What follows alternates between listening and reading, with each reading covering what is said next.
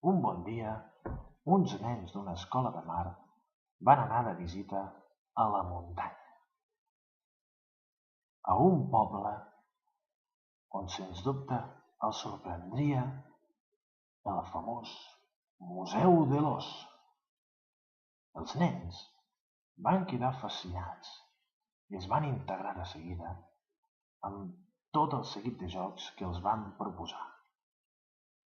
Fins i tot no van voler perdre's el moment de fer-se la foto amb una rèplica d'aquell animal.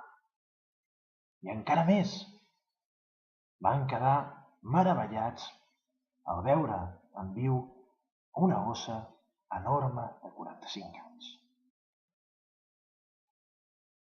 Amb la confiança que estaven transmitint a la seva motivació, els van dur a veure llops, que tenia una jove lloba, que els nens, evidentment amb les normes de seguretat, veien a través d'un vidre insonoritzable. Aquella mirada del llop ja no era el del conte de la Caputxeta Vermella.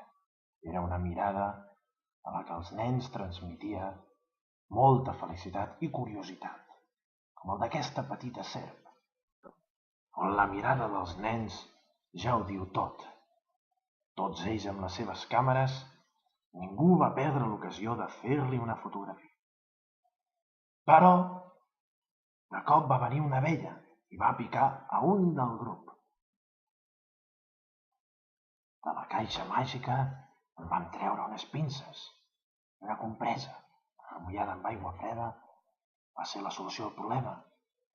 Però havíem de solucionar una altra part, la de la por que s'havia instaurat al grup. La casualitat va fer que a la tarda ens haguéssim citat amb un apicultor. Aquell bon home va fer una xerrada als nens. A més, els va fer una demostració de lo bé que significaven les abelles per a nosaltres.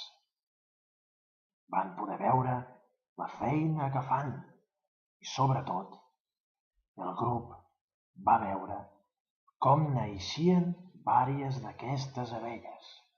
De cop la por va donar pas a la confiança i al respecte.